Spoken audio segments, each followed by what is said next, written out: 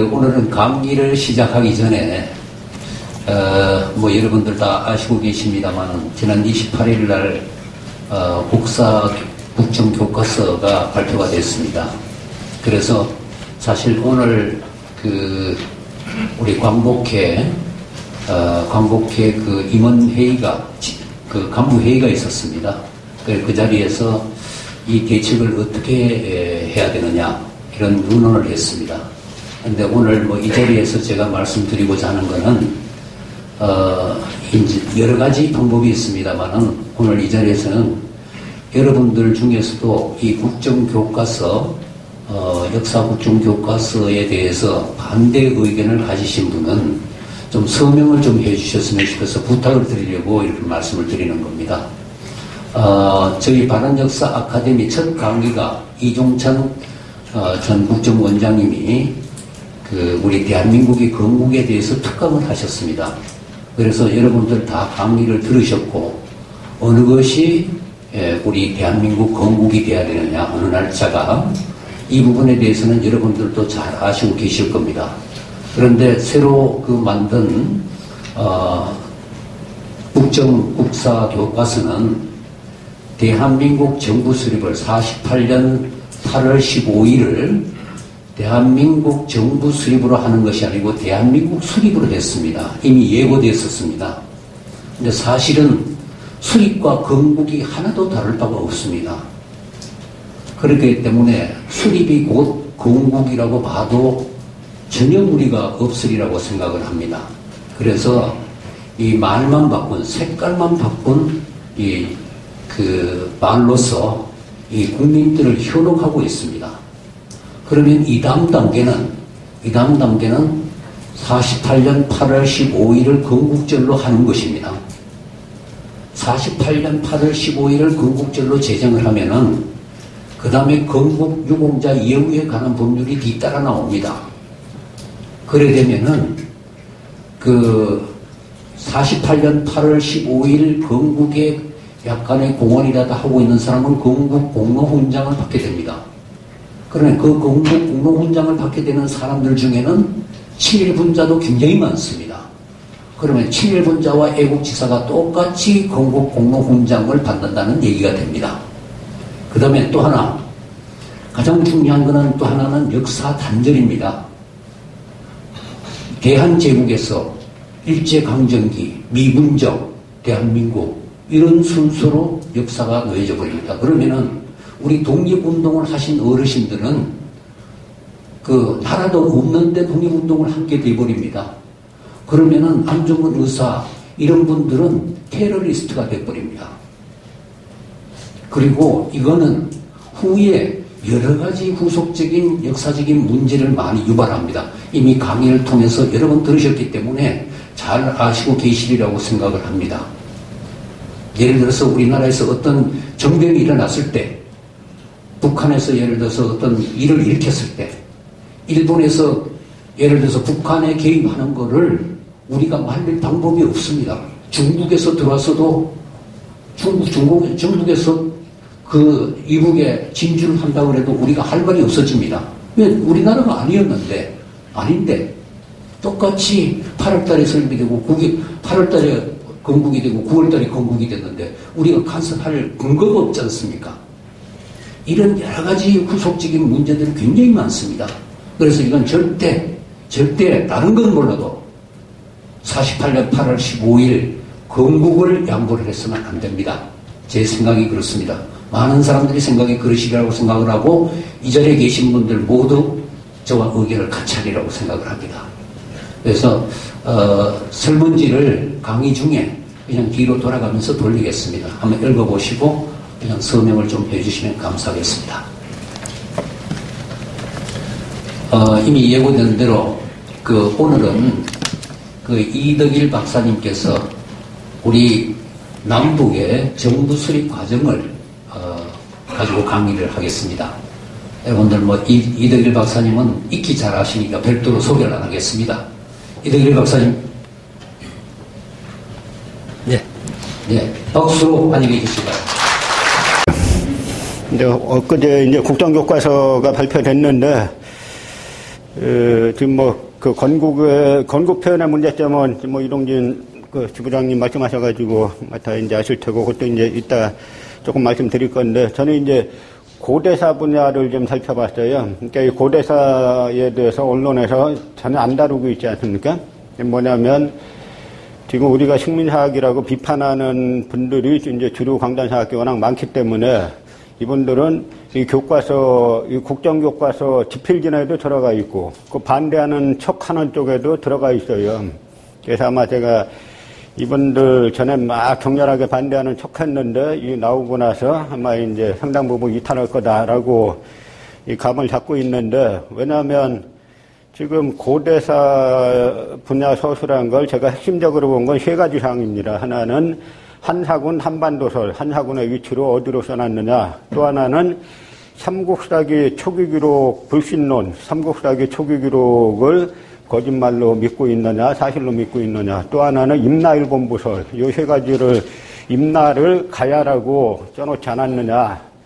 그렇게 봤는데 세 가지 다 써놨어요. 물론 이제 표현은 일반 보통 이제 역사에 아주 깊지 못한 분들 속이기 위해서 표현을 조금 바꿔놨는데 다 그렇게 써놨습니다. 그래서 예를 들어서 삼국사기 초기 기록 불신론 같은 경우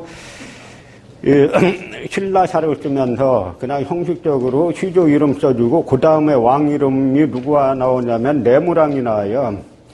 내무랑 때 신라가 건국됐다는 겁니다. 그럼 내무랑은 제2연대가 356년에서 402년까지예요. 그러면 그 전에 무수히 많은 임금들은 다 사라진 거예요. 다 가짜라는 겁니다. 내무랑부터가 진짜 건국자는 내무랑이다 하는 이야기고, 백제사는 고유왕하고 군초고왕 그 두 사람 이름 써놨어요. 고유왕은 3세기 후반의 인물이죠. 그러니까 백제는 3세기 후반에 건국됐다라고 쓴 거고, 신라는 5세기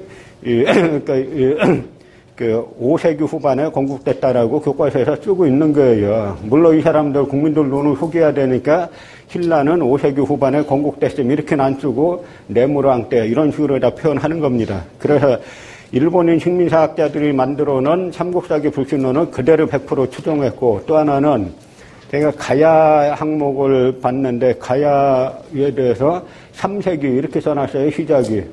우리가 가야 하면은 삼국유사에는 AD 42년으로 표기하고 있잖아요. 그거 못 믿겠다는 거죠. 그러니까 3세기에 시작됐는데 이 사람들이 뭐라고 써놨냐면 4, 5세기에 가야는 백제, 왜와 함께 신라를 공격했다.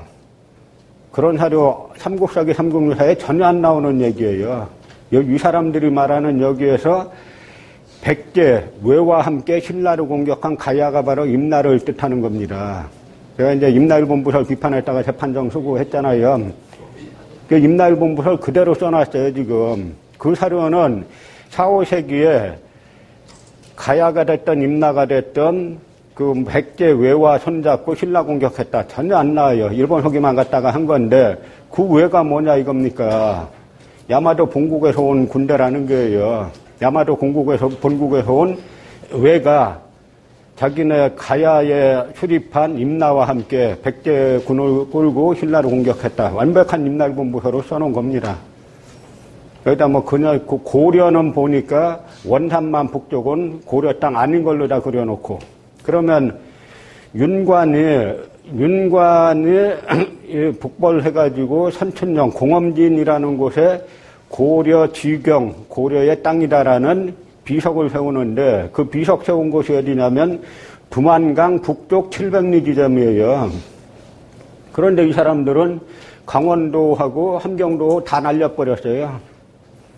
이게 한국 사람들이 쓴 게 맞나 이거죠. 물론 이 사람들 속이기 위해서 얼핏 보면 속아 넘어갈 수 있게 그년대로 그렇게 서술을 해놨어요. 잘 모르고 보면은. 그 핵심 내용들을 보면은 이거는 일본 사람이나 중국 사람에게 일본 구급파들이 보면은 딱 이제 알맞는 그런 식의 이제 역사서를 갖다 놓고 아닌 척하는 기술이 있습니다. 근데 제가 이제 임나일본부설 주장하는 학자를 비판했다가 법정에까지 섰는데 이 사람도 물론 아닌 척하는 글도 써놨어요.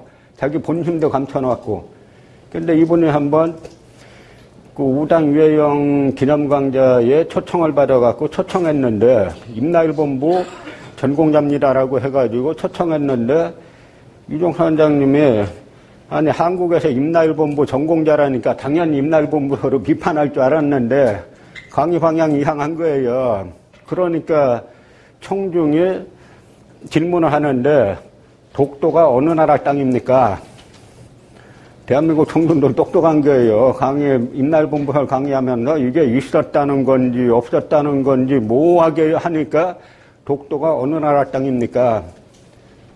대한민국 검찰이 이 사람 대변해서 저를 형사처벌하겠다고 기소했는데 이 사람이 뭐라고 답변한 줄 아세요? 자기는 전공자가 아니라 답변하기 어렵습니다.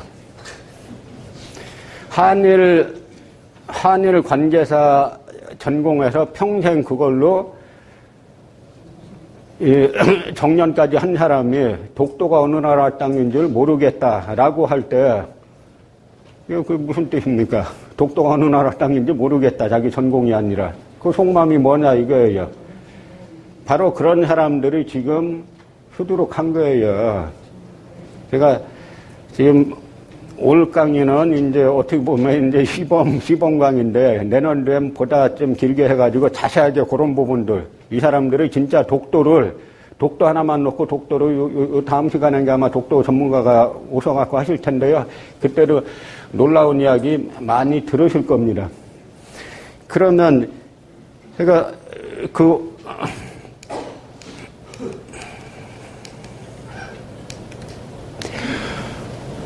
우리가 역사를 볼 때 이 공자께서 그런 말씀하셨죠. 이리관지, 나의 학문은 이리관지다. 그건 뭐냐면 하나로 꿰뚫어야 된다 하는 이야기입니다. 역사를 볼 때 근현대를 바라보는 시각과 고대사를 바라보는 관점이 같아야 돼요. 근데 우리나라는 이게 따로따로 보는 사람들이 너무 많아요. 왜 따로따로 보느냐? 일종의 그게 사기입니다. 예를 들어서 근현대 바라볼 때는 막 이승만 정권을 엄청 욕하는데 고대사 바라볼 때는 총독부 사관 또 옹호해요. 그럼 이거 역사관이라고 볼 수 있습니까? 마찬가지로 고대사 관점은 올바른데 또 이승만 정권 이쪽이면은 또 국부라 그러고 이것도 역사관이 아니에요. 왜냐? 지금 이 일제식민사학이라는 악성 변종이 지금까지 계속 유지될 수 있었던 그 뿌리 자체는 이승만 정권이 이 해방 이후에 친일파들을 종용해서 계속 이 나라를 친일파들이 독립운동가들을 때려잡는 그 구조를 만든 데 있는 겁니다. 그거를 부인하고 고대사만 따로 볼 수가 없는 게 그래서 일제식민사관이 지금까지 유지가 되는 건데요. 이 마찬가지로 지금 국정교과서에 써놓은 것 중에 하나가 무장투쟁을 축소하고 그 다음에 외교독립론을 강화하는 쪽으로 썼잖아요. 저기 이제 석주 이상용 선생님이 사실은 우리가 대한민국 국민이면 초등학교 유치원생도 알아야 되는 분이 석주 이상용 선생님이신데 이분은 시종 자치와 항일무장, 교육과 항일무장, 자치, 무장투쟁의, 서간도 무장투쟁의 이제 대부시죠. 그런 역사는 축소하고 외교독립론도 써줘야 됩니다. 그러나 첫째로 항일 무장투쟁, 군사투쟁을 첫째로 써주고 그 외에 이런 것도 있었다라고 써줘야 되는 거죠. 외교독립론 보면은 여기에서 해방 직후에 미국의 한반도 점령 정책, 이게 이제 메가더에게 보낸 미국의 기본 훈령인데요. 미군이 한국에 들어와가지고 취할 정책의 기본을 그 메가더에게 이 국동사령관에게 취할 미국의 기본 정책을 미국에서 훈령 명령서를 내린 거예요. 뭐라고 되어 있냐면 귀하는 메가더는 현존하는 모든 정당, 단체 및 정치적 결자를 귀하에 통제하에 두어야 할 것이다. 그 활동이 군사적 점령의 목표 및 요구와 일치하는 단체는 장려되어야 한다. 그 활동이 군사점령의 목표 및 요구와 일치하지 않는 것들은 폐지되어야 한다. 귀하는 어떠한 자칭 한국 임시정부 혹은 유사한 정치적 조직에 대해서도 그 존립, 조직 및 활동은 허용하더라도 이를 공식적으로 인정한다든가 정치적 목적에 이용해서는 안 될 것이다. 귀하는 바람직하다고 생각되는 경우에 그 조직에 대해 어떠한 언질도 주지 않은 채 그러한 조직의 성원을 개인 자격으로서 활용할 수는 있을 것이다. 우리 역사가 대단히 잘못된 뿌리를 설명하는 가장 중요한 문서 중에 하나입니다. 이 문서와 우리 외교 독립론을 한번 대입해보자 하는 겁니다. 그러면 러일 전쟁 직후에 러일 전쟁 막 하는 와중에 미국과 일본이 카시라 때부터 밀약을 맺죠.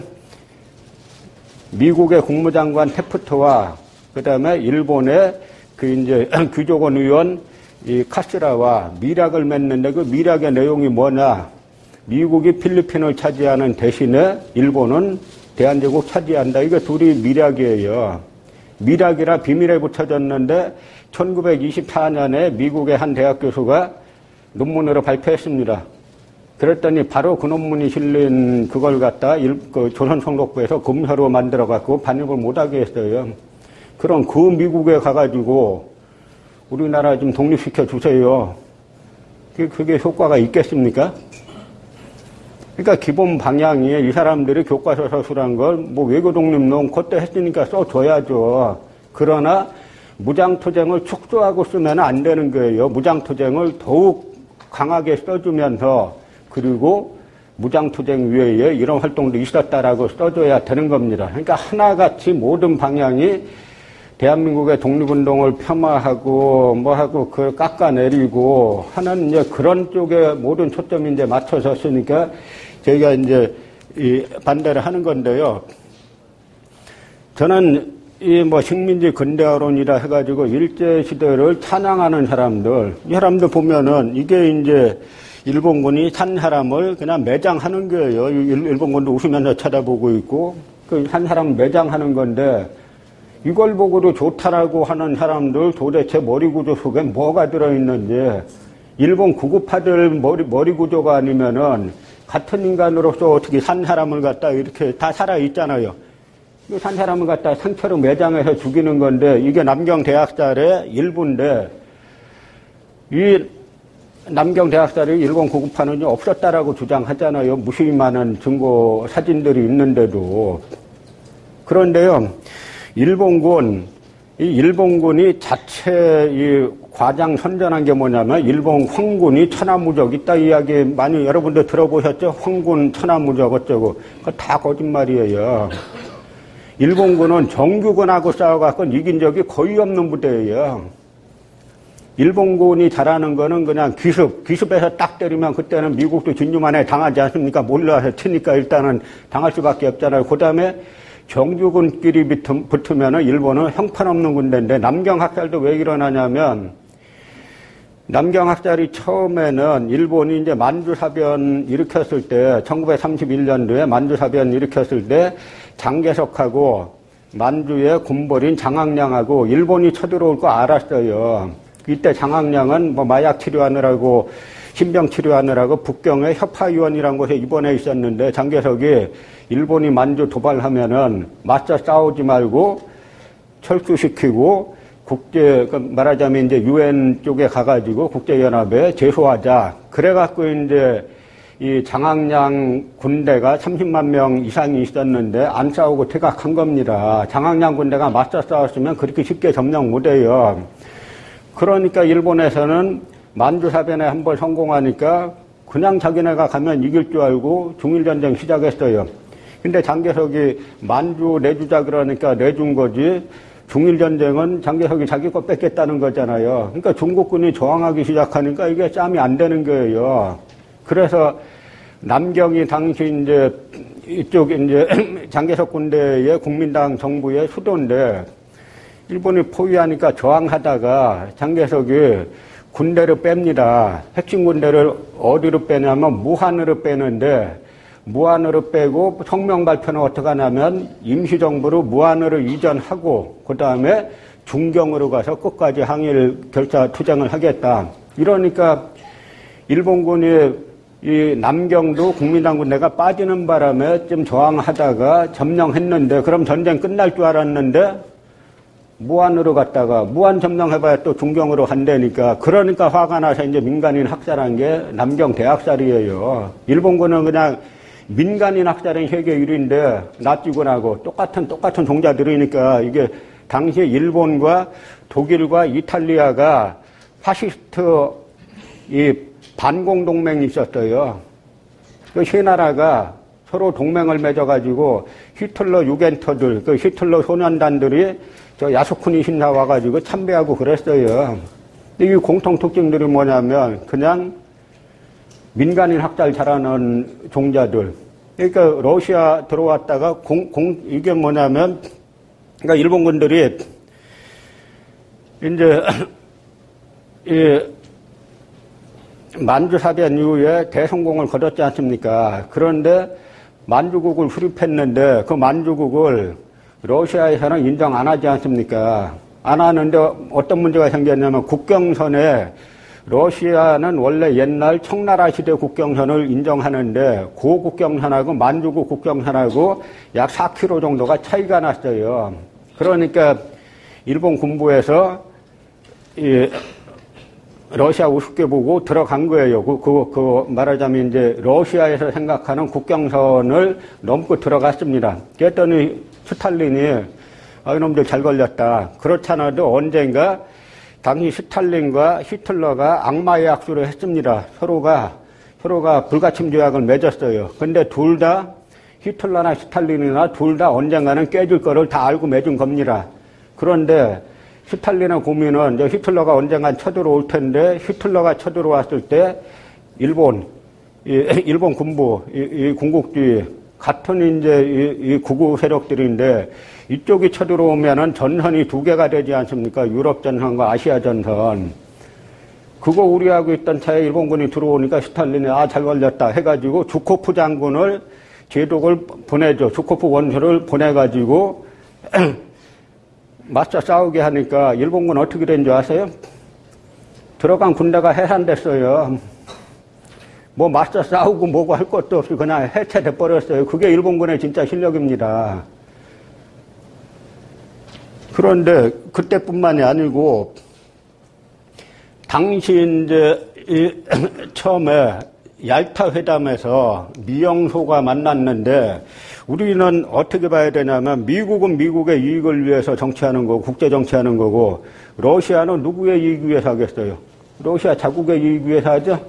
러시아고 미국이고 우리 이익 위해서 띄워주겠어요? 자국의 이익을 위해서 하는데 이 당시 이제 유럽 전선이 거의 끝날 때가 됐습니다. 히틀러가 거의 코너에 몰렸어요. 그러니까 미국에서는 자꾸 스탈린 보고 참전해라 이쪽 아시아 전선에. 미국은 자기네 국민 하나 죽으면 세계가 뒤집혀지는 나라 아닙니까? 그럼 배워야 돼요. 자기네 국민 하나가 잘못되면은 반드시 처리하는 그거 배워야 됩니다. 지금도 북한이 누구 한 명 자기네 국적 가진 사람 하면은 카터가 날라오든 클린턴이 날라오든 날라와갖고 해결하잖아요. 그만큼 자국민의 목숨을 아끼는 나라이기 때문에 빨리 이 러시아 군대를 끌어들여서 자국민의 피를 이기는 건 자기네가 이기는데 일본이 끝까지 저항하면 미국인의 피가 너무 많이 흘린다는 거죠. 그래서 이제 러시아 군대 계속 들어오라 그러는데 스탈린이 얄타 회담에서 뭘 요구하냐면 러일 전쟁으로 빼앗겼던 러시아의 이권을 달라는 거예요. 하얼빈 같은 데를 다시 하얼빈 대련 이런 데를 달라는 겁니다. 근데 그 당시는 그거 뺏길 때는 중국이 아무 힘이 없었는데 이제 장개석도 이 전승국의 일원이잖아요. 그러니까 장개석이 자기네 땅 하얼빈하고 대련 달라는데 그걸 오케이 하겠습니까? 안 했어요. 그러니까 러시아가 참전 안 하고 계속 버틴 겁니다. 그러다가 이게 얄타 회담이 1945년 2월인데 45년 7월에 포츠담 쪽에 가면은 어떻게 되냐면 일본에 무조건 항복을 촉구했는데 스탈린은 서명을 거부해요. 참전하라 그러니까. 거부하는데 이때는 미국이 참전 종용을 안 합니다. 또 이상하게. 스탈린 보고 얄타 회담에서는 스탈린에게 매달리다시피 참전해달라 그랬는데 포츠담 회담에서는 미국이 별로 러시아에게 참전하라고 별로 매달리지 않아요. 왜 그렇겠어요? 역사는 다 우리가 고민해봐야 돼. 왜 그렇겠는가? 왜 그렇겠어요? 미국이 원폭 개발에 성공한 거예요. 그러니까 안 하는 상황에서 히로시마에 8월 6일 날 보세요. 45년 7월 26일 날 포츠담 선언인데 그 한 열흘 있다가 히로시마에 원폭 투하했죠.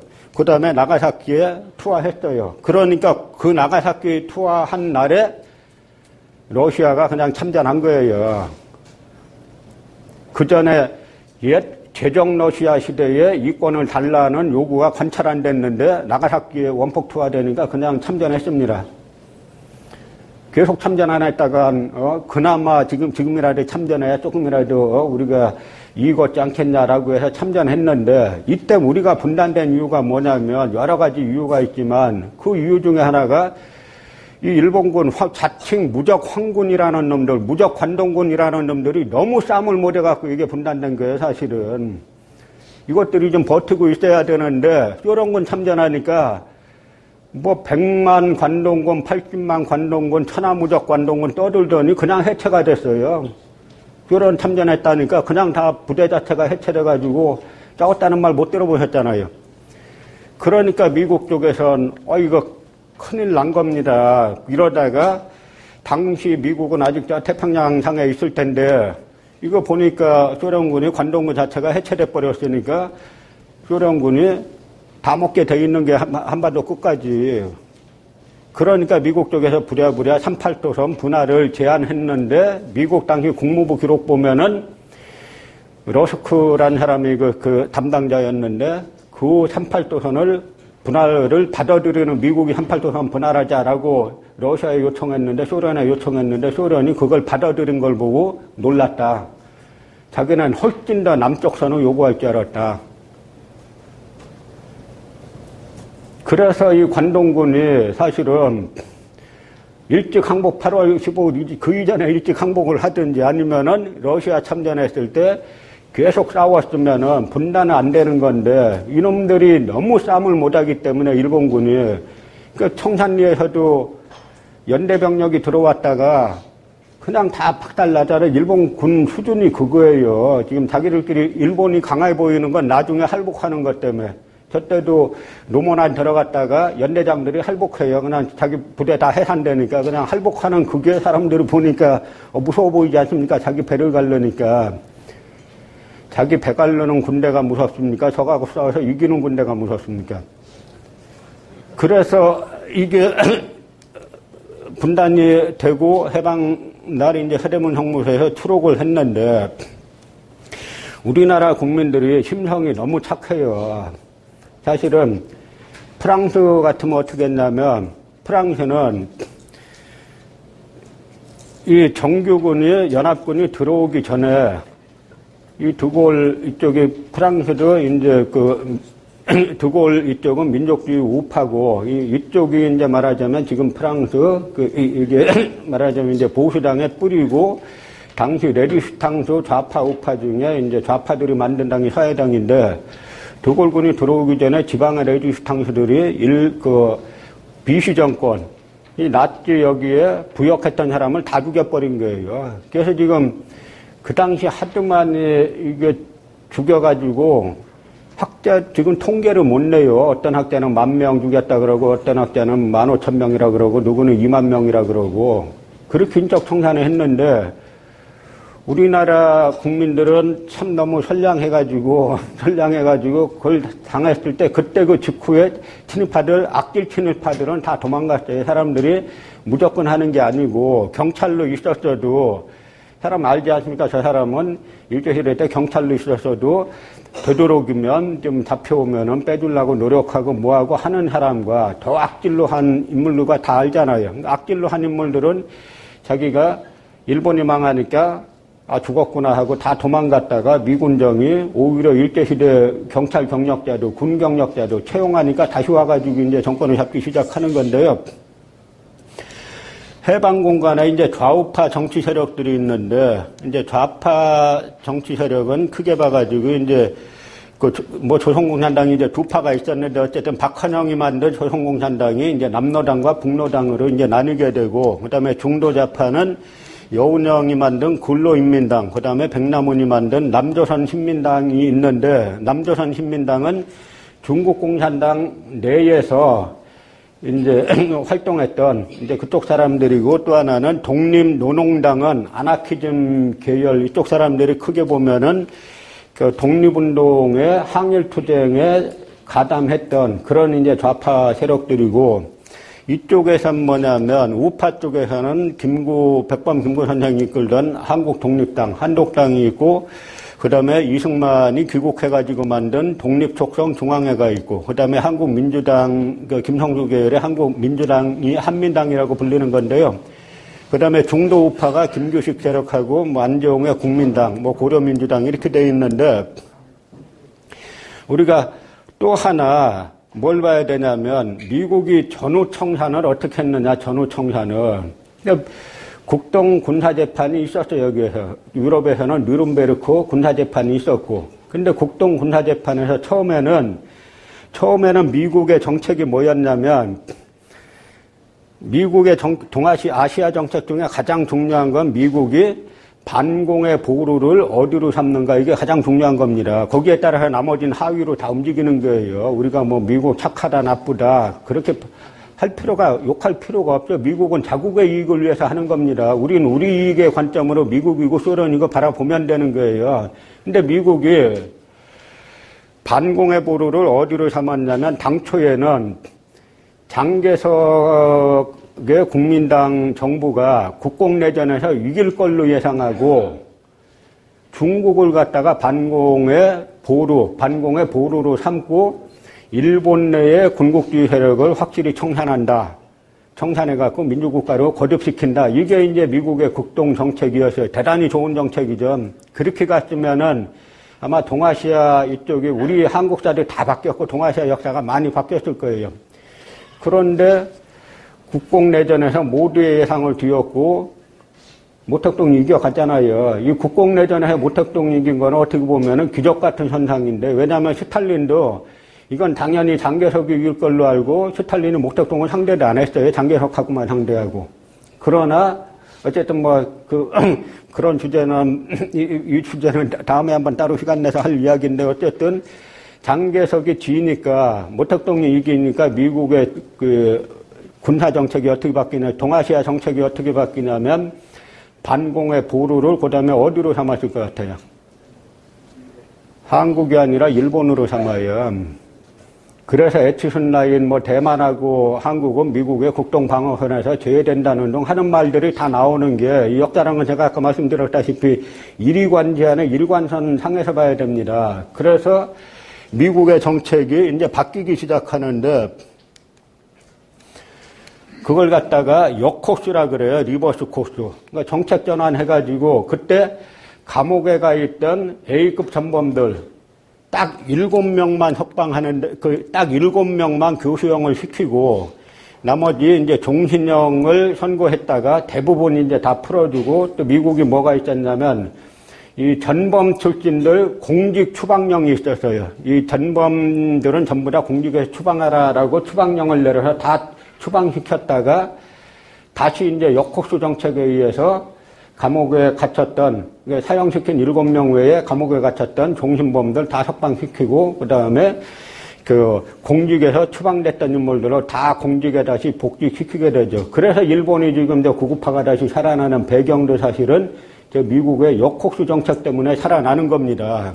그래서 7명만 사형을 시키는데, 이 7명들이 다 뭐냐면, 만주사변 책임자들, 중일전쟁 일으킨 책임자들, 태평양전쟁 일으킨 책임자들, 딱 거기에 국한하는 거예요. 그 반면에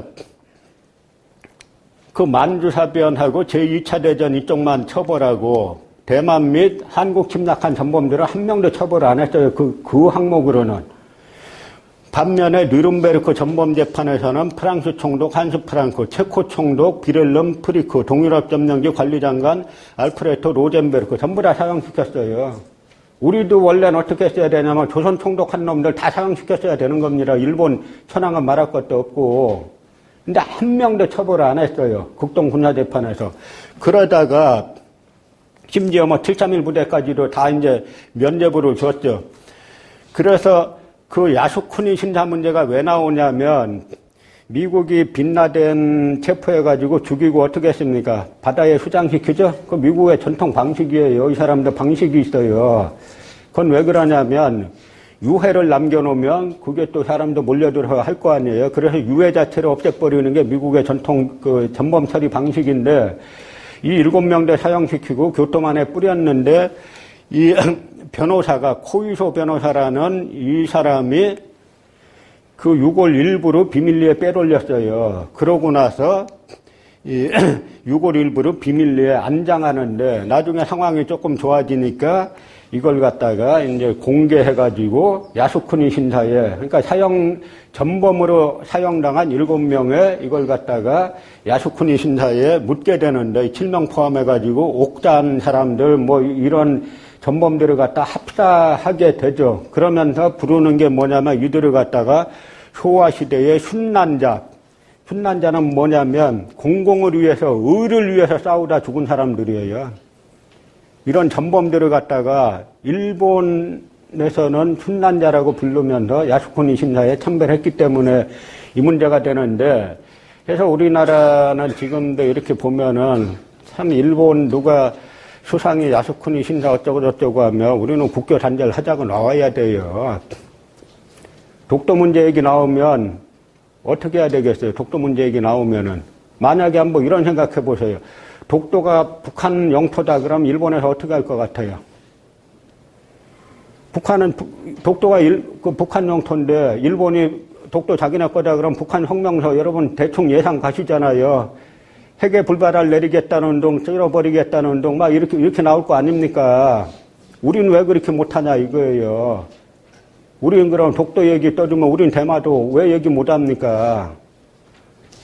그러니까 독도가 일본 거라고 주장하는 사람들이 수두룩하니까. 그러니까 이런 현상이 이제 발생하는 건데요. 그래서 이제 야스쿠니 신사 문제도 다 이 전후 처리하고 이제 관련이 돼 있는데,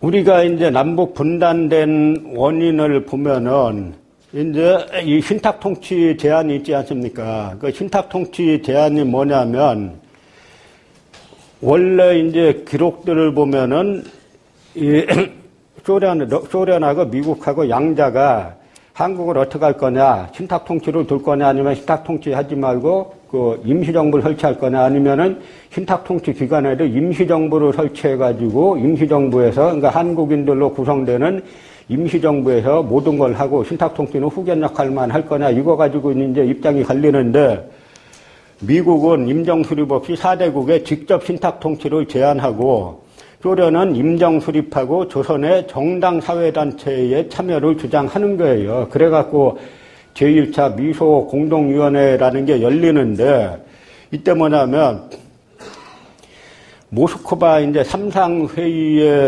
회의란 게 이제 열려가지고 신탁통치 이야기를 하는데, 신탁통치 기한은 5년으로 하되 필요하면 4개 신탁통치국 간의 협상으로 다시 5년을 연장할 수 있다. 이렇게 되죠. 그런데 여기에 대해서 미국과 이제 소련의 입장들이 이제 조금 이제 다른데요. 어쨌든, 이 소련의 입장을 보면 소련은 조선을 독립국가로서 재건하는 것을 전제로 하고 조선 임시민주정부를 수립한다. 이 정부의 수립을 원조하고 일정한 조치를 미리 정해두기 위해 미소양국의 대표로 공동위원회를 설치한다. 이 위원회는 이 제안을 준비하는 데 있어서 소련의 민주주의적 재정당 및 사회단체와 협의한다. 이 위원회의 권고는 사국정부 앞으로 제출한다. 이렇게 되어 있고, 공동위원회는 임시조선 민주정부와 조선의 민주주의 단체들이 참가하여 조선개혁안을 마련한다. 그래서 공동위원회는 또한 5개년간의 조선에 대한 4개국 신탁 통치에 관한 협정안을 임시조선정부와 협의한 후 결정하여 4개국 정부에 제출한다. 그러니까 큰 대강은 뭐냐면, 조선 임시정부를 수립해서 한국인들로 구성된 조선 임시정부를 수립하고,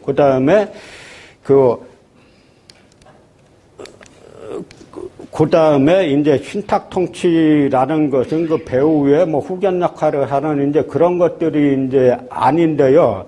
여기에 대해서 당시 이제 동아일보에서 뭐라고 보도하냐면, 소련은 신탁 통치 주장하고 소련의 구실은 38점 분할점 0, 미국은 즉시 독립 주장, 이렇게 이제 보도를 하면서 물꼬가 크게 바뀌는 건데, 뭐냐면 당시 동아일보에서 45년 12월 27일자에 뭐라고 하냐면, 모스크바에서 개최된 3국 외상회의를 계기로 조선 독립 문제가 표면화하지 않았는가 하는 관측이 농후하여 가고 있다. 즉 번조미 국무장관은 출발 당시에 소련의 신탁 통치안에 반대하여 즉시 독립을 주장하도록 훈령받았다고 하는데 거꾸로 써놨어요. 미국이 신탁 통치를 주장하고 이 소련에서는 우리가 이 문제를 바라볼 때 우리가 기존에 들어왔던 것들하고 다른 내용들이 많이 있어요. 근데 저는 제 생각을 말씀드리는 게 아니고 그 당시 있었던 사료를 제시하는 겁니다. 판단을 여러분들이 해보세요. 근데 거꾸로 지금 이렇게 써놓고 그 다음에 삼국 간에 어떠한 협정이 있었는지 없었는지는 불분명하나 미국의 태도는 카이로 선언에 의하여 조선은 국민투표로서 그 정부의 형태를 결정할 것을 약속한 점에 있었는데 소련은 남북 양지역을 일괄한 일국 신탁 통치를 주장하여 38도선에 의한 분할이 계속되는 한 국민투표는 불가능하다고 하고 있다. 그래서 상황을 정반대로 보도했는데 이 보도 때문에 반탁운동이 거세게 일어난 겁니다. 근데 우리가 지금 시점에 와가지고는 신탁 통치 이렇게 하면은 몇 개 나라입니까? 4개 나라죠? 어디에요? 미영, 중소 4나라죠? 그 중에 사실은 미영, 중은 어느 최소한 미영, 중은 이 소련하고는 입장이 다르잖아요. 그래서 그 당시에 이제 무조건적인 신탁 통치가 과연 최선이었는가, 신탁 통치 반대가, 반탁운동이 그때 저 동아일보 기사로 촉발된 사실을 거꾸로서는 이게 사실은 이제 이 최선이었는가는 이제는 우리가 자문해 볼 때가 된 겁니다. 여기도 보시다시피 임정이 환국 직전에 장개석 총통하고 이 백범하고 피로연에서 같이 이렇게 하잖아요. 그리고 이게 이제 제가 이종찬 원장님한테 한번 여쭤봤어요. 이게 이제 소년 이종찬 원장님인데 이게 언제 사진이냐 그러니까 이제 국내 귀국 사진이 아니고 저쪽에 이제 백범 선생이 국내 귀국하기 위해서 뭐 상해인가 내렸을 때 그때 이제 마중 나갔던 뭐 그쪽 사진이라는 건데 우리가 여기서 또 뭘 생각해야 되냐면 아까 미국에서 개인 자격, 임시정부가 누구고 개인 자격으로 귀국을 허용한다 그랬잖아요. 그래서 백범이나 임시정부 요인들이 다 개인 자격으로 귀국하는데 귀국 날짜가 11월 23일이에요. 8월 15일에 일본이 망했는데 9월 15일, 10월 15일, 11월 15일도 아니고 11월 23일입니다. 바로 옆인데. 근데 이승만의 귀국 날짜는 언제냐면 10월 16일. 한 달 반이 빨라요. 미국에 있는 사람이 오는데. 그런데 그 전에 뭐가 있었냐면 이승만이 오기 이전에 이승만이 귀국하기 이전에 45년 10월 16일 날 메가더가 특별 비행기를 보내가지고 이승만을 도쿄에 내리고 한 다음에 이 조선 점령군 사령관 하지를 도쿄로 부릅니다. 불러가지고 메가더, 하지, 이승만 3자가 비밀 회담을 해요. 2차례나. 근데 하지는 그때 이미 만나서 큰 대강을 다 결정한 거예요. 메가더, 하지, 이승만 비밀 회담에서 다 결정을 해놓고 나서는 하지는 이승만을 국내에서 처음 본 것처럼 이제 그런 이제 이 모습을 취하는 건데요. 여기에서 사실 우리 역사가 많이 우리가 농락당한 뭐가 무지하게 많아요. 이 역사 이렇게 보면은 이미 거기에서 다 정해놓고 이 동경회담에서 메가더와 하지와 이승만 3자 간의 비밀회담에서 그 아직 만났다는 것까지만 알려져 있지 만나서 무슨 대화 나눴는지는 아직은 알려지지 않고 있는데 이것도 최근에 알려진 거죠. 이 비밀리에 이렇게 했다는 것도. 그럼 이 3자가 만나가지고 무슨 대화를 나누었겠느냐. 라는 걸 앞으로 이제 우리가 추구해야 할 과제인데요. 예를 들어 우파 이쪽에 이제 민족주의 세력을 보면은 이들이 이제 다 와가지고 이제 신탁 통치를 격렬하게 반대하다가 이제 49년 6월 26일 날 백범 금구 선생이 암살 당하는데 그건 이제 나중에 또 말씀드리도록 하고 이게 이제 중요한데요. 한독당은 임시정부 우리가 이러지만 임시정부 내에는 여러 정당이 있어요. 다당제입니다. 다당제인데 한독당, 백번 김구가 이끄는 한독당은 임시정부 내의 여당이에요. 집권 여당 말하자면. 그런데 이분들은 자기네가 귀국하면 정권을 잡을 줄 알았어요. 이때만 해도. 이런저런 뭐가 있겠지만 정권을 완전하게 잡을지 연합해서 잡을지 상황이 다르지만 자기네가 최소한 정권의 중요한 축을 담당할 걸로 생각하고 45년 8월 28일 날 중경에서 한독당 제5차 대표자 대회 선언을 하는데 이거는 일본이 패망한 지 13일 이후에 하는 이 정책이기 때문에 대단히 중요한 겁니다. 우리가 국내에 들어와가지고 정권을 잡으면 이렇게 하겠다 하는 이야기죠. 거기에서 보면은 당강 기본 강령은 계획경제고 민주공화국이고 국비로 교육한다. 행동 강령을 보면 지방자치제를 실시해서 중앙과 지방을 균등한 권력을 가진 균권제로 하고 토지는 국유를 원칙으로 하고 그 토지를 인민에게 분급 나누어준다. 그리고 극빈 농민에게 우선권을 주고 교육비는 다 국비 나라에서 하고 적산 일본인 소유하고 친일파 소유의 적자는 모두 몰수하여 국유로 하고 매국적과 독립운동을 방해한 자를 징치하며 그 재산을 몰수해서 국영사업에 충용하고 토지는 국유로 하고 봉건 파시스트 등의 일체 반민주주의 경향을 숙청한다. 사실 임정은 제가 저 좌파들도 조선공산당도 설명을 해야 되기 때문에 우파로 분류해놨는데 사실은 이 모습이 진짜 우파의 모습이에요. 우리 대한민국이 정상적인 시스템으로 코스로 흘러왔으면 이분들이 다 백범 이분들이 다 사실은 남북협상에 나섰지만 이분들은 기본적으로 다 반공주의자들인데 무조건 지금 시기에 반공이 아니고 공산주의 정책 중에서 사회주의 정책 중에서 국가 전체, 민족 전체를 위한 것들은 대폭 수용하자라고 해서 이런 정책의 이론적 토대를 제공한 분이 이 조소왕 선생이신데 조소왕 선생의 참균주의 있지 않습니까? 정치의 균등화, 경제의 균등화, 교육의 균등화 그걸 큰 대강 삼아가지고 이런 식의 극빈농민 지금 주장하는 이게 대한민국에서 실시되면 대한민국은 진짜 살기 좋은 나라가 되는 거죠. 한국 우파가 진짜 이런 주장을 해야 되는 거예요. 그래서 이제 이거는 한독당의 성격을 말씀드렸고, 그 다음에 한국민주당, 나중에 한민당이라고 하는데 이 사람들은 대부분 일제시대의 친일 지주들이에요.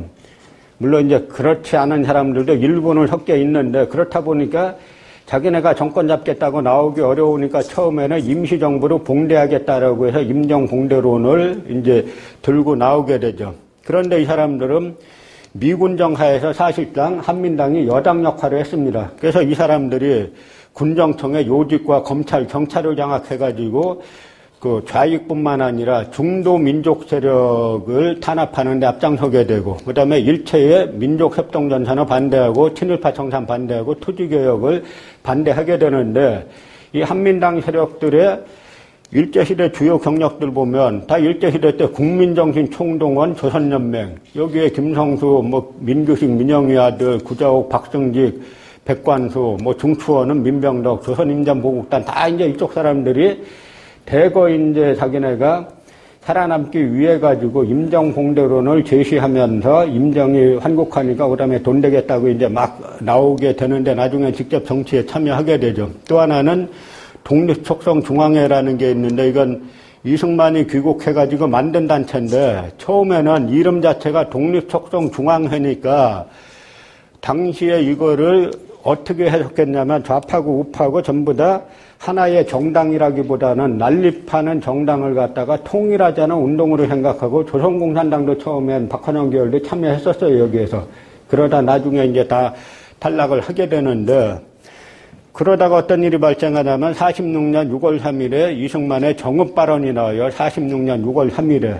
정읍발언이 뭐냐면 상당히 센 해현을 일으키는데, 다들 분단은 일시적이고 통일이 될 걸로 생각하던 이때 46년 6월 3일에 이제 남한만의 단독정부 수립을 주장하는데 이제 우리는 무기휴예된 미소공의가 재개될 기색도 보이지 않으며 통일정부로 고대하나 여의케 되지 않으니 우리는 남방만이라도 임시정부 혹은 위원회 같은 것을 조직하여 3.8이북에서 소련이 철퇴하도록 세계 공론에 호소해야 할 것이니 여러분도 결심하여야 할 것이다. 그러니까 46년 6월 3일에 남한만의 단독정부를 수립해야 한다라고 주장하고 나오는 거죠.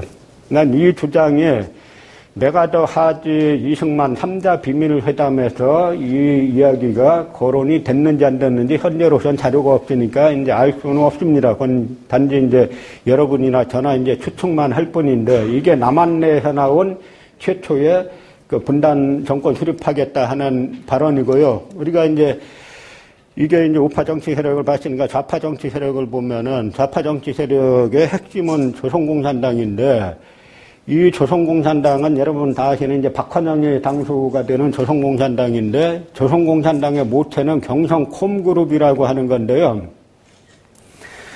일제 말기에 이제 경성콤그룹이라고 하는 이게 왜 이제 소련 코민테른에서 당을 해체시켰기 때문에 당이란 이름 안 쓰고 그룹이란 표현을 쓰는데 이 사람들이 당시 감옥에 갇혀 있던 사람들 말 들어보면 하여간 잡혀왔다면 경성콤그룹이라는 거예요. 그래서 이 사람들은 마지막까지 어쨌든 좌파 이쪽에서는 여기 보면은 이게 이제 유재유는 그 당시에는 그 일제시절 때는 아주 신화적인 인물이었어요. 그 해방 직전에 세상 떠났는데 일본에 체포됐다가 2번 탈출한 일본 경찰이 체포되면 탈출 자체가 불가능한데 이 2번이나 탈출했던 그런 이제 인물인데 여기 쭉 뭐 시계 방향으로 보면 그러니까 유재유, 박진홍, 이승금, 뭐 이효정, 그다음에 이관술, 김삼룡, 이현상 뭐 이렇게 되는데 이 사람들이 해방이 되니까 가장 일제 말기에 치열하게 싸웠기 때문에 자연히 이 좌파 이쪽 계열의 이 정권을 잡고 김일성도 처음에는 이 아래로 들어갈 수밖에 없었던 거예요. 그래서 박헌영이 45년 9월 20일에 현정세와 우리의 임무라는 문건을 발표하면서 우리는 금일조선은 부르주아 민주주의 혁명의 계단을 걸어가고 있다. 그러니까 이제 이게 부르주아 민주주의 단계가 뭔지는 구체적으로는 잘 이제 설명을 안 해놨는데 아직 말하자면 이제 사회주의 정권으로 가기 이전의 단계로 부르주아 민주주의 단계로 가야 된다라고 이제 박헌영이 현정세와 우리의 이제 임무라는 문건에서 이야기를 하죠. 그래서 조선공산당이 처음에 만들어졌을 때 당수 겸 총비서는 박헌영이고 정치국에 박헌영, 김일성, 이주화, 김무정, 강진, 최창희, 이승엽, 권오직 이렇게 되는데 박헌영이 다 장악을 한 거야, 남북에 걸쳐가지고. 그러니까 이제 김일성이 처음에는 어떻게 하려고 그랬냐면 육로를 통해서 이 압록강을 건너서 귀국하려고 그랬어요.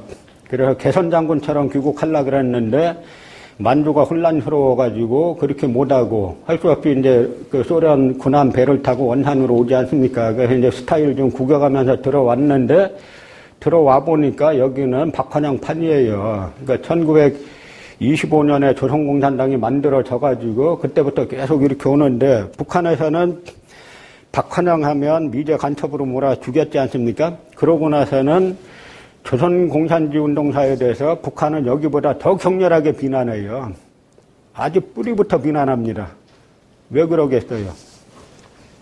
간단한 겁니다. 자기가 못 깼으니까, 자기가 못했으니까. 김일성은 이 조선공산당에 가입을 못하고 나중에 이 동북항일연군 활동하면서 중국공산당에는 가입을 했죠.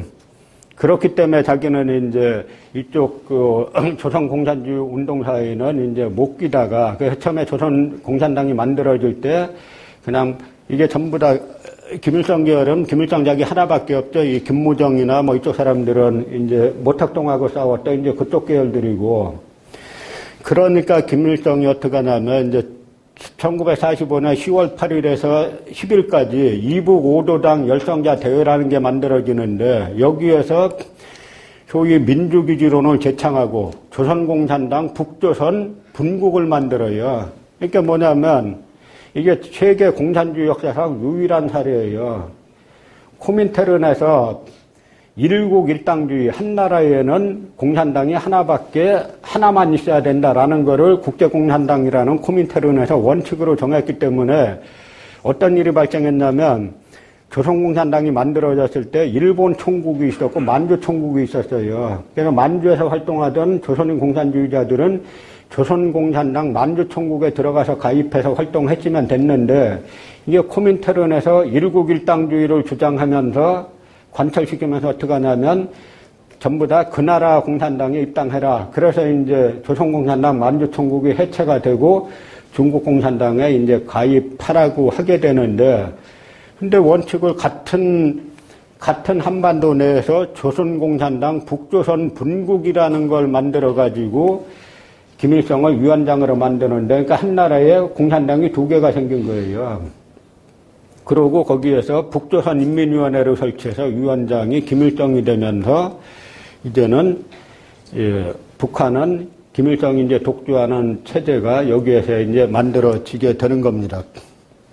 그리고 이제 여운형이 만들었던 이제 뭐 조선인민당 등이 있고, 근데 이제 여운형이 나중에 백이사의 한지근이라는 인물에게 암살당하는데 사망 당일에 김용중이라는 비오브 코리아 발행인에게 보낸 편지가 있어요.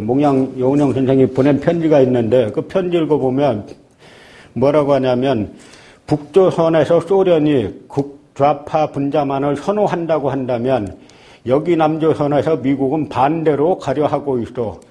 구구파가 아닌 모든 사람들은 공산주의자로 낙인 찍히고 그 활동을 방해받고 있어. 친애하는 김선생, 나는 공포로부터의 자유가 없어. 나는 아직도 미군정 하에서 국립경찰로 채용된 친일파의 손아귀에 고통받고 있어. 그러니까 몽양 선생이 세상 떠나던 날 아침에 쓴 편지예요. 어떻게 보면 지금 이야기하는 것 같죠? 툭 하면 조금만 뭐 하면 종북이네 뭐네 하는 그 상황하고 지금 똑같은 얘기하고 있지 않습니까? 몽양 선생이 세상 떠나던 날에 조금이라도 다른 이야기하면 구구파가 아닌 모든 사람들은 공산주의자로 낙인 찍고 있고, 툭 하면 종북이네 뭐네 하는 걸 전가의 보도를 삼고 있는 지금하고 마찬가지죠.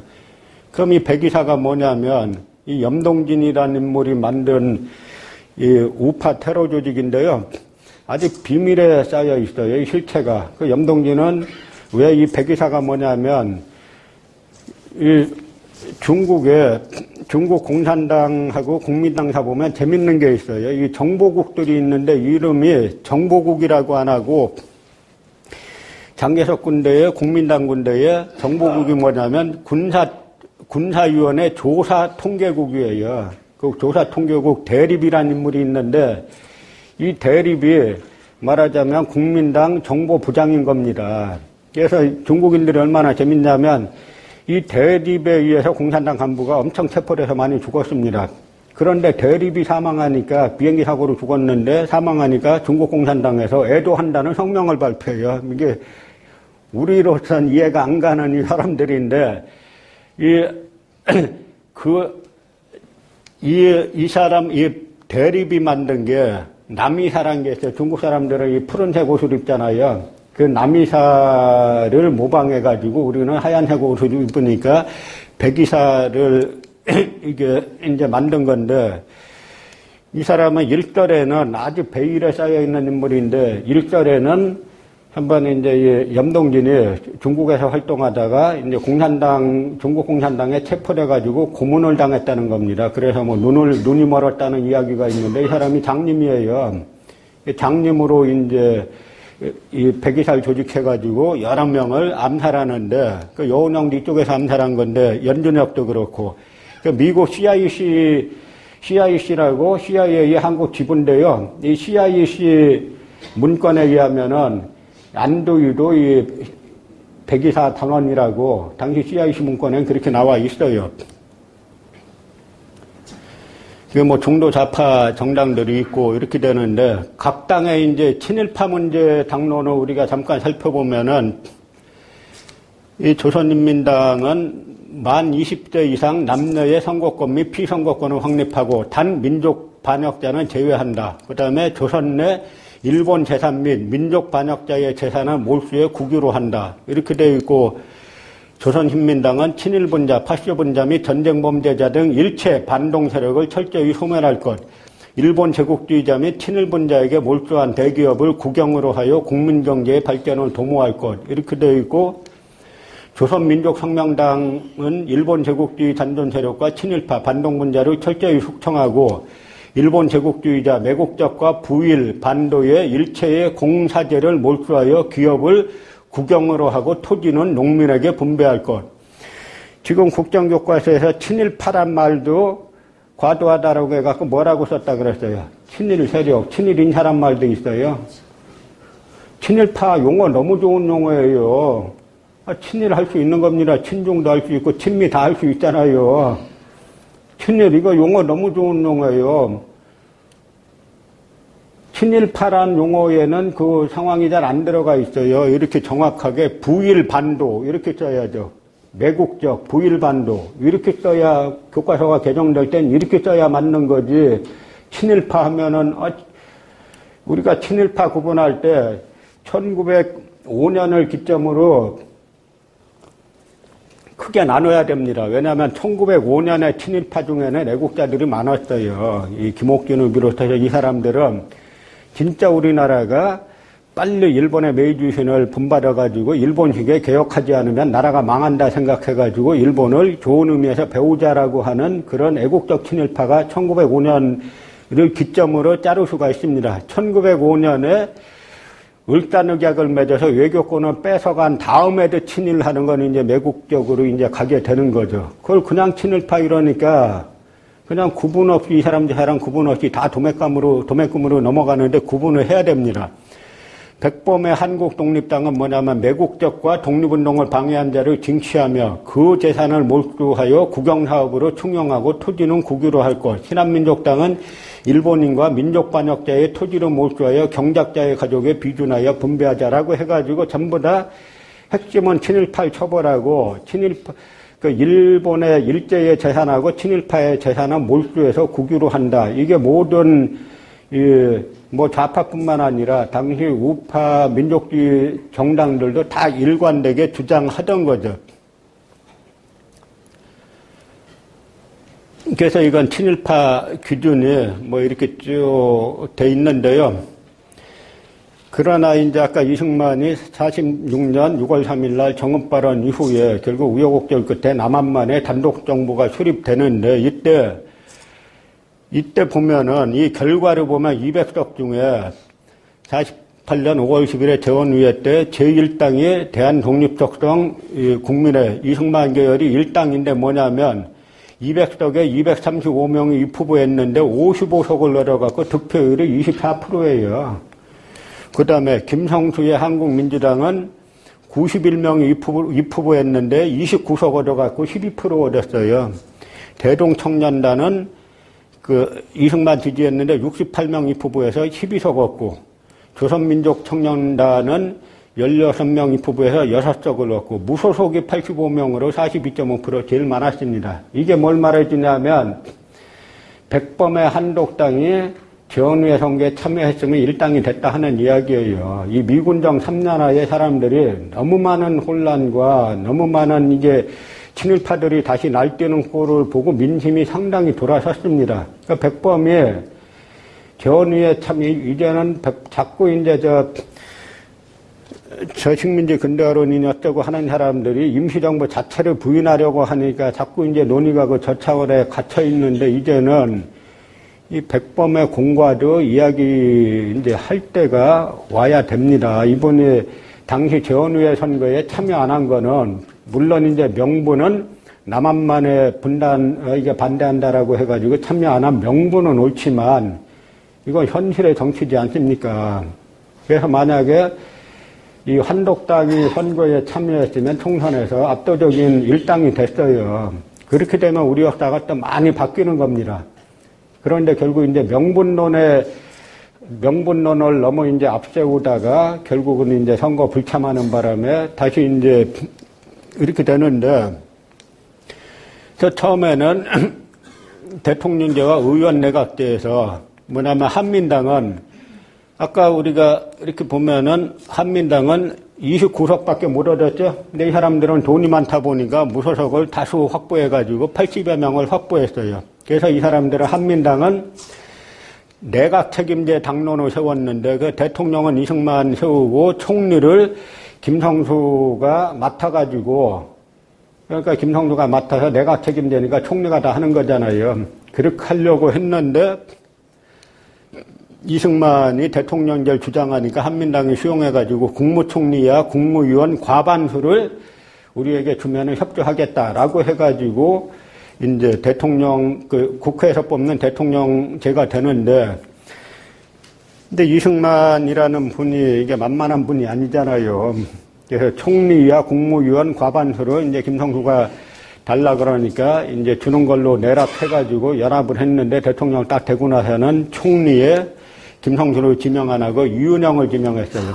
그러니까 이제 한민당 계열이 총결집해가지고 이 총리를 부결시켰습니다. 그러니까 이승만이 그 다음엔 또 김성수를 또 안 하고 이범석을 지명하죠. 그러니까 이범석이 김성수에게 지지 요청을 하니까 한민당에서 12개 부 4처 중에 6개를 한민당에게 주면은 협조하겠다 해가지고 이범석이 초대 총리가 되는데, 근데 이승만은 이범석이 당선되니까 한민당을 배제해버려요. 그래서 한민당이 야당 되고 싶어서 야당 된 게 아니고, 할 수 없이 이제 이승만 대통령에게 배신당해갖고 야당의 길을 걷게 되는 건데, 여러분들 지역에서 계신 분들 이렇게 보시면 우리나라는 박정희 정권 때도 야당, 당시 국회의원이나 야당 지부당위원장이 그 동네 제일 부자였어요. 그런 경우 여럿 있죠?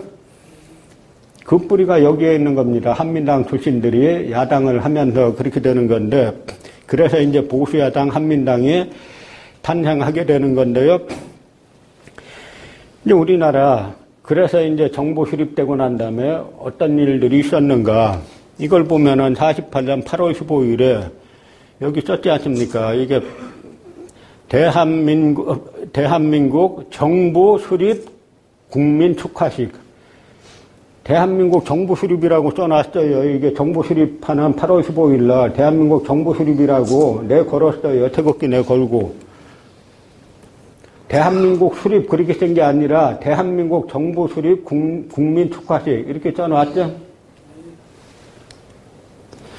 북한은 어땠느냐. 이게 북로당 대회인데 여기 김일성 이게 박헌영이죠. 북로당 대회에 뭐 걸어놨어요? 태극기 걸어놨죠. 상상이 가세요? 북로당 중앙대회를 하는데 태극기를 걸어놨어요. 사람들이. 김일성하고 박헌영이. 그러다가 48년 7월 8일에 이 사람들도 분단 거려야 되겠다라고 해가지고 이게 김일성이 김두봉인데 태극기를 내리고 지금에 말하는 인공기를 내거는 겁니다. 그럼 뭡니까 이 사람들은? 북한은 저기다가 태극기를 사용하다가 태극기를 북로당 대회에 사용하다가 태극기 내리고 걸었잖아요. 인공기를. 그럼 뭐냐면 스스로 이 사람들은 자기네가 일부라는 걸 갖다가 자기네가 이제 일부라는 걸 인정한 건데 그래서 북한인민위원회 성립 경축대 48년 9월 2일 그래서 인공기가 비로소 이 무렵에 등장하기 시작하는 거고요. 그 다음에 조선민주주의인민공화국 건국은 1948년 이게 9월 9일인가 그런데 했습니다. 그래서 이 의미는 뭐냐면 이 대한민국은 1919년 4월 12일 날 건국이 됐습니다. 근데 북한에서 처음에는 그 대한민국 테두리 내에 있었다라는 게 자기네 국기로 다, 이 태극기 내건 걸로 다 나타내잖아요. 우리는 이게 뭡니까? 정부 수립했으니까 나라는 언제 됐다는 거예요? 1919년 4월 12일 날 대한민국은 건국됐고, 미국식으로 하면 1919년 3월 1일 날 대한민국이 건국됐고 하는 거죠. 근데 대한민국 임시정부에서 1920년에 뭘 하냐면 1920년에 건국기원절을 제정합니다. 건국기원절. 이게 개천절이에요. BC 2333년은 건국기원절이고 대한민국은 1919년부터 대한민국 원년 이렇게 표현하는 겁니다. 그래서 윤봉길 의사, 이봉창 의사가 일본 천황 폭탄 던지러 갈 때 선서하지 않습니까? 한인애국당. 거기에 날짜를 썼어요. 3일 기미독립선언서에 제가 한번 전에 이 강의할 때 말씀드린 것 같은데, 김이 독립선언서에 날짜 뭐라고 썼습니까? 조선건국 4252년 3월 1일 이렇게 썼죠?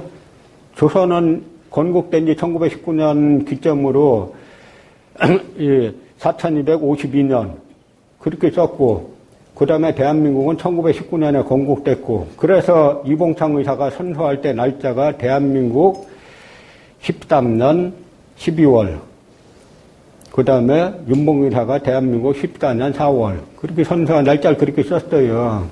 지금 그거 다 없애자는 거잖아요. 없애고, 1948년에 건국됐으면은 우리는 어떻게 해야 돼요? 우리도 인공기 대신에 따로 하나, 태극기 대신에 따로 하나 만들어야 돼요.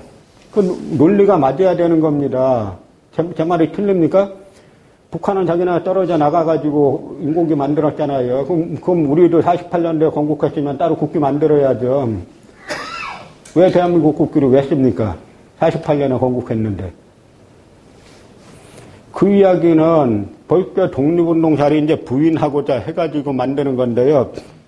그러고 나서 이승만 정권이 시작됐는데, 하도 이제 이승만 정권 내 사건들이 많고 하다 보니까 민심이 광범위하게 이반하기 시작합니다.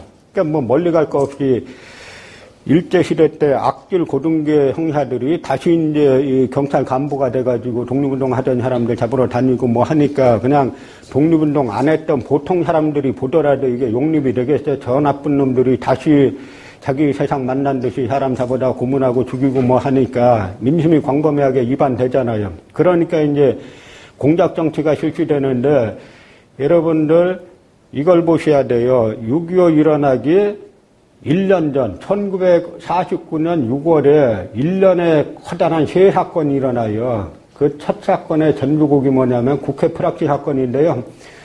국회의원들을 갖다가 갑자기 49년 5, 6월에 국회부의장 김약주를 포함해가지고 13명의 국회의원들을 남로당 프락치 혐의로 체포하는데, 이 당시 이승만 정권은 통일론이 뭐냐면 북진 무력 통일론입니다. 이승만 정권 하에서는 평화통일 이야기하면 그걸로 감옥 갔어요. 지금 이해가 잘 안 가시죠? 근데 이 사람들이 평화통일을 주장했다는 거예요. 그래가지고 이 사람들이 이제 미국 소련군 모두 철수하고 남북 정치회의 뭐 이런 걸 주장했다는 건데, 이게 어떻게 사건이 되냐면 정재한이라는 42세 여성이 개성으로 이제 올라가려고 하는 거를 갖다가 서울 이제 시경국의 경찰들이 정보를 입수하고 이 여성을 체포했는데, 체포해갖고 취조하다가 여성의 그 은밀한 부위에 감춰놓은 비밀문서를 찾았다는 거예요. 그 문서에서 증거가 나왔다는 건데, 그래서 재판이 열리니까 체포된 국회의원들이 일제히 나는 정재한이 누군지 모른다, 그 여성 모른다, 대주시켜달라, 일제히 다 요구했어요.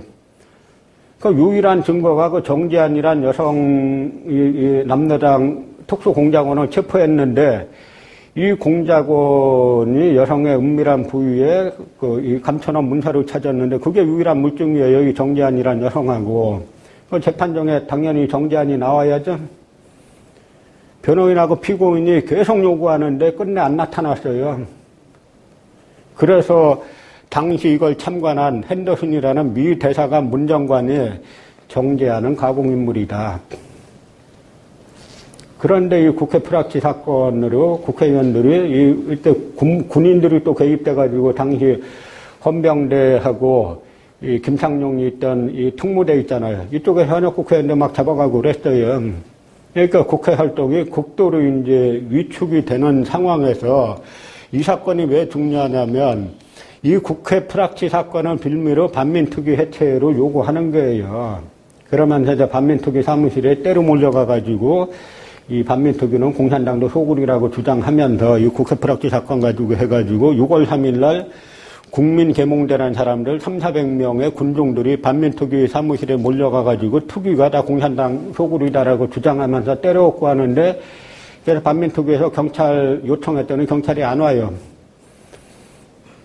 그러고 그 다음날 경찰들이 특위를 습격해가지고 무력화 시켰는데 6월 9일 날 이승만이 경찰이 습격한 건 내가 시켰다라고 휴인했어요. 그러고 나서는 국회 프락치 사건의 빌미로 7월 6일 반민법 개정안을 내서 49년 8월까지만, 다음 달까지만 활동하게 하고 반민특위가 해산되는데 결정적인 역할을 한 게 이 국회 프락치 사건인데, 이 사건 와중에 발생한 사건이 바로 백범 흉부 암살 사건이에요. 그래서 이 안두희라는 인물은 이 사진을 보면은 이제 백범 선생이 자기가 귀국한 일 중에 가장 잘한 일 한 가지만 꼽으라 그러면 이제 3.24 유해를 봉안한 것이다 라고 이제 말씀을 하셨는데요. 3.24가 뭐냐면 일본에서 사형당한 이제 3의사 이봉창, 윤봉길, 백정기 이 3.24의 유해를 송환하는 건데, 이걸 누가 했냐면 주로 이 아나키스트들이 실무 역할을 했어요.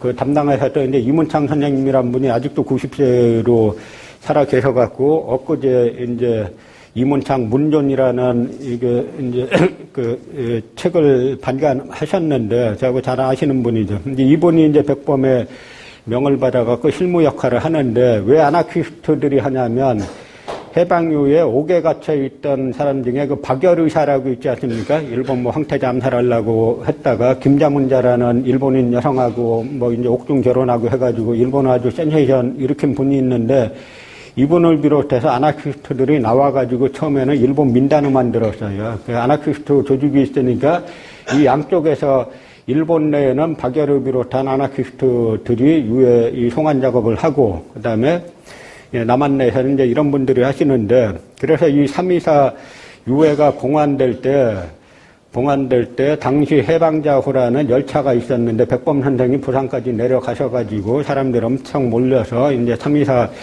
열차를 갖다 이제 송환하셨죠. 제가 일본의 이제 윤봉길 의사 암장지를 찾아가 봤더니, 일본인들이 얼마나 악랄하냐면, 그 암장지 위까지 한번 제가 가봤어요. 그 위가 뭐가 있냐면, 거대한 비석이 5개가 있는데, 그 비석들이 뭐냐면, 자기네 서남내전이라고 있죠. 거기서 죽은 사람, 그 다음에, 이 청일전쟁 때 죽은 인물들, 러일전쟁 때 죽은 인물들, 그 다음에 중국전선에서 죽은 인물들, 태평양 전쟁에서 죽은 인물들, 그 위령탑들이에요. 그러니까 일본인들이 뭐냐면, 일본인들이 미신 좋아하잖아요. 그러니까 윤봉길 죽여놓고 나서 그 아래, 그 자기네 영령들이 살아있다 그러면 그 수백만의 일본군 영령들로부터 윤봉길이 영령까지 완전히 이제 진압을 하려고, 4, 5세계까지 진압을 하려고 그렇게 악랄하게 그 자리에다가 암장을 해놓은 겁니다, 일본인들이. 그래서 그 3.24 의사를 이제 백범이 봉환해다가 지금의 효창공원에다가 이제 안장을 하고, 효창공원에 가보시면은 이게 빈 허묘가 하나 있는데, 그거는 이제 안중근 의사 유해를 찾으면은 거기에 이제 모시려고 이제 빈 터만 이제 만들어 놓은 거죠. 근데 우리나라는 아직도 그 효창공원이 국가사적으로 또 지정이 안 돼 있어요. 한국 하나하나 뜯어보면 말이 안 되는 일들이 너무 일상화되다가 요번에 그야말로 이제 이게 직접민주주의 촛불 정국이 이제 조성이 된 건데요. 이참에 이 촛불 정국은 뭐냐면 이 호위뿐인 대의민주주의 파탄 낸 거예요.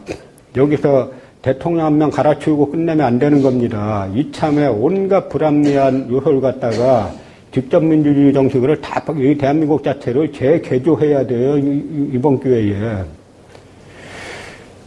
그랬는데 육군 소위 안두희가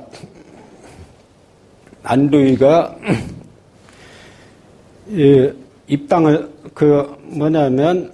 이 당시에 뭐 육군 소위라고 해가지고 육사 나왔다고 하는데, 당시 육사 지금같이 4년제 아니에요, 2년제도 아니에요. 한 3개월 다니는 겁니다. 그러니까 자기네들만 선호해가지고 이 육군 걸로 만드는데, 안두희가 육군 소위된 게 이 49년 3월인가 그래요. 그러니까 계급당 단지 얼마 안 됐어요. 그래서 제가 저게 아마 처음부터 기획한 게 아니냐. 안두희가 이제 서북청년단에 무슨 부장 역할을 하는데, 그래서 일부러 이 군인 신분을 왜 만들어 놨냐면, 군인 신분을 만들어야 군에서 조사하지 않습니까? 그래서 이게 백범 장례식이고, 안두희가 와가지고 총을 쐈어요. 총을 쏘니까 처음에 경찰이 체포하지 않았습니까? 근데 갑자기 나중 그 수사 기록들 보면은 순식간에 헌병 과장이 나타나가지고 군인이니까 내가 인수하겠다고 하는 거예요. 그 기록 보면은 그 헌병대 과장이 어떻게 거기 나타났냐. 그 지금 경교장 옆에가 지금 적십자 병원 있잖아요. 그 병원에 자기 부하가 입원해 있기 때문에 내가 입원 문안 가는 도중에 총소리가 들려가지고 왔다 이거예요. 참 우연의 일치치고는 적십자 병원에 입원한 부하 입문하러 왔는데 경교장 지나다 보니까 총소리가 들려갖고 왔다.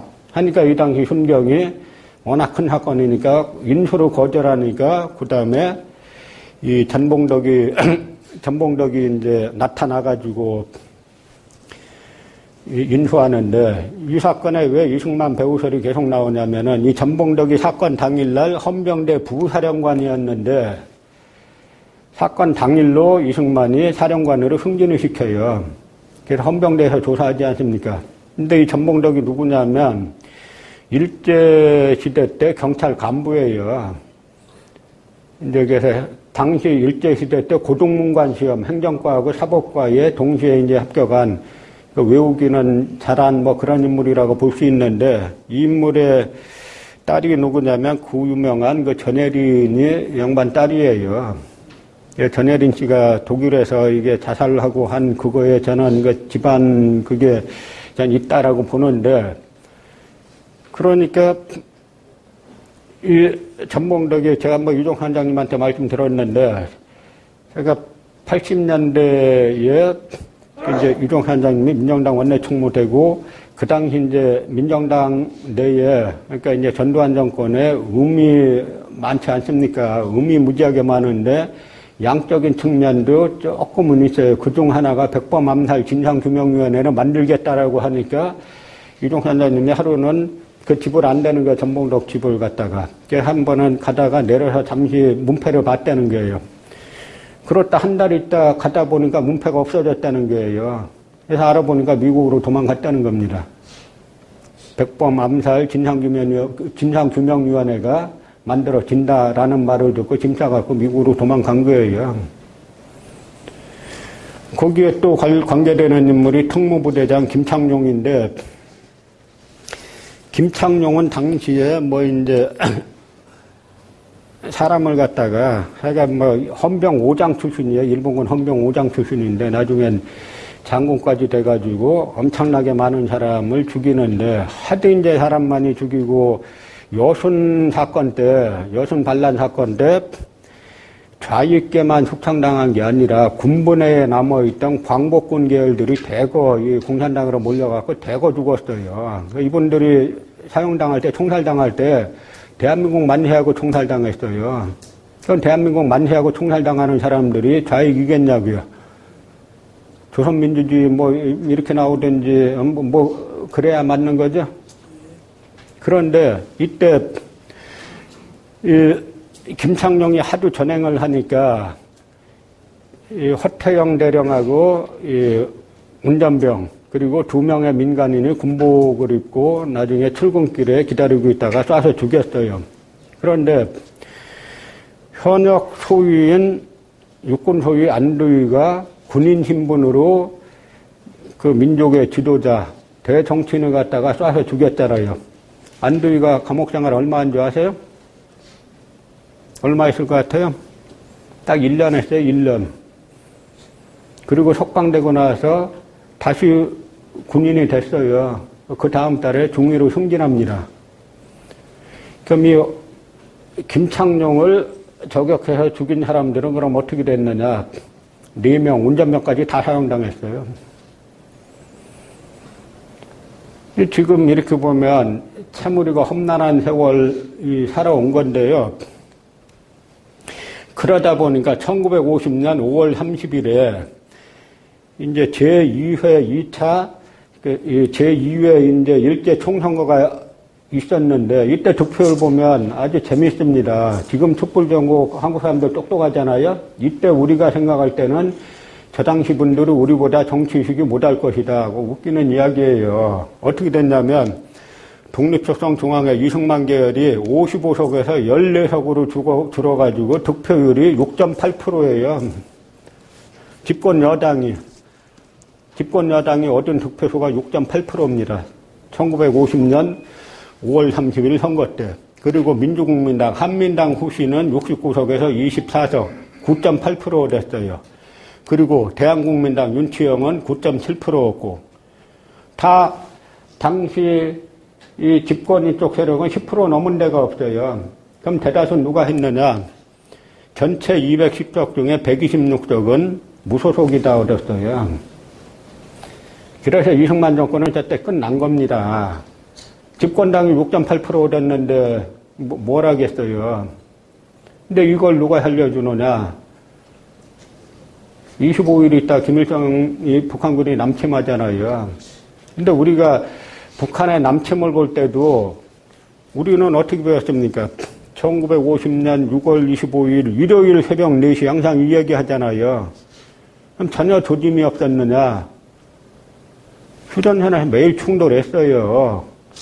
심지어 충돌이 뭐 한두 명 단위가 아니라 북한에서 1000명씩 내려와가지고 총 쏘고 어딘 700명이 내려와서 총 쏘고 막 하니까 1년 전에 1949년 6월 달에 기자들이 당시 총참모장 최병덕에게 물어봅니다. 뭐라고 물어보냐면 북한이 계속 남침한다 그러는데 방비가 돼 있습니까? 여기서 그 유명한 아침은 어디서 먹고 그 얘기가 여기서 나오는 게예요. 아침은 어디서 먹어요? 개성에서 먹고 점심은 평양에서 먹고 저녁은 신의주에서 먹습니다. 단지 우리는 각하의 명령만 기다리고 있습니다. 계속 충돌하고 있을 때예요.